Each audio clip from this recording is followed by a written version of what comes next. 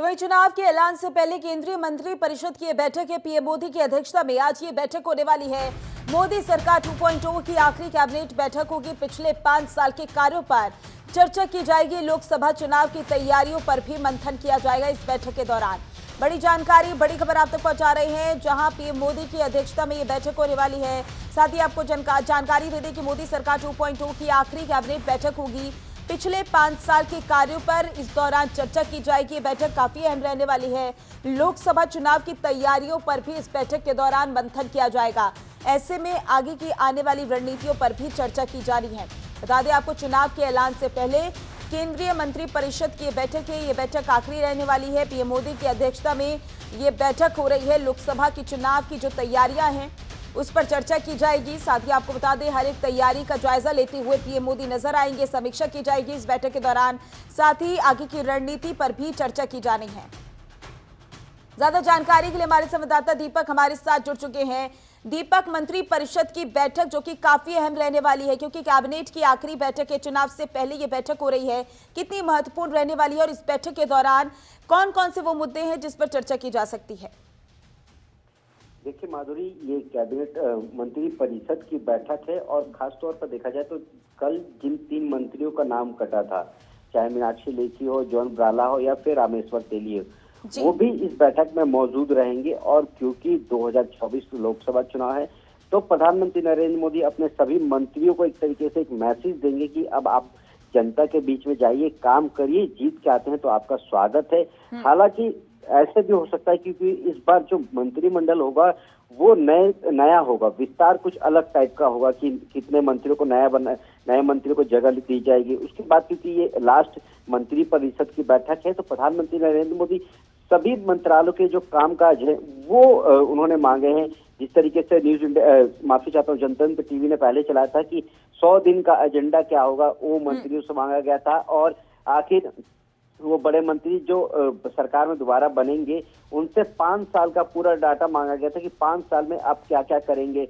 उसको लेकर मैं बता दूं कि इस मंत्री परिषद की बैठक में एक प्रेजेंटेशन होगा जो दिखाया जाएगा कि आखिर मोदी सरकार ने क्या क्या काम किए हैं 10 सालों में, और सभी मंत्रियों के विभागों का कामकाज वहां पर दिखाया जाएगा कि उन्होंने क्या क्या किया है। तो आज जो बैठक है वो बहुत ही महत्वपूर्ण बैठक है।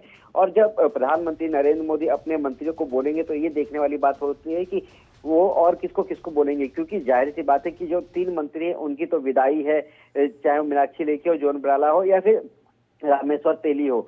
तो इनका भी आज विदाई समारोह के तौर पर माना जा सकता है। और कौन कौन से ऐसे मंत्री हो सकते हैं जिनको अगली बार टिकट नहीं दिया जाएगा, तो ये थोड़ा सा इंतजार करना पड़ेगा जब बैठक शुरू होगी, क्योंकि बैठक 10:30 बजे सुषमा स्वराज भवन में बैठक है। तो देखना होगा कि और क्या क्या प्रधानमंत्री बोलते हैं। माधुरी जी दीपक, बीजेपी ने अपने पत्ते खोलना शुरू कर दिए हैं, यानी कि पहली लिस्ट जारी कर दी है। आप सभी को इंतजार दूसरी लिस्ट का है।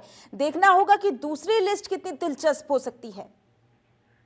बिल्कुल, देखिए बीजेपी ने 195 नामों की जो सूची है वो कल शाम 6 बजे जारी कर दी थी। हालांकि अगर बात की जाए तो उत्तर प्रदेश में 51 सीटें, अभी भी वहां पे कई सीटें मतलब पेंडिंग में है। वहीं अगर बात की जाए तो कल आरएलडी भी एनडीए में शामिल हो गई।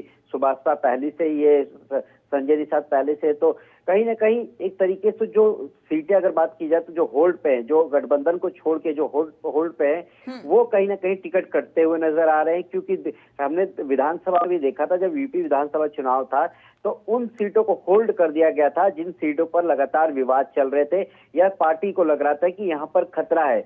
वहीं इस बार भी हुआ कि जो उम्मीदवार जीतने वाले थे उनके नामों की घोषणा हो चुकी है, बड़े मंत्रियों की घोषणा हो गई है। प्रधानमंत्री नरेंद्र मोदी, देखिए सबसे बड़ी बात होती है कि पार्टी का जो कार्यकर्ता है वो कितना निष्ठावान है। प्रधानमंत्री नरेंद्र मोदी हमेशा से जब भी कोई भी पदाधिकारियों की बैठक होती थी तो वो बीजेपी कार्यालय आते थे। और कल जैसी उनका नाम अनाउंसमेंट हुआ तो उन्होंने भारतीय जनता पार्टी के राष्ट्रीय अध्यक्ष या फिर शीर्ष नेतृत्व को उन्होंने धन्यवाद कहा कि मुझे माफ कीजिए दोबारा बनारस से प्रत्याशी बनाए जाने पर पार्टी नेतृत्व का बहुत बहुत धन्यवाद।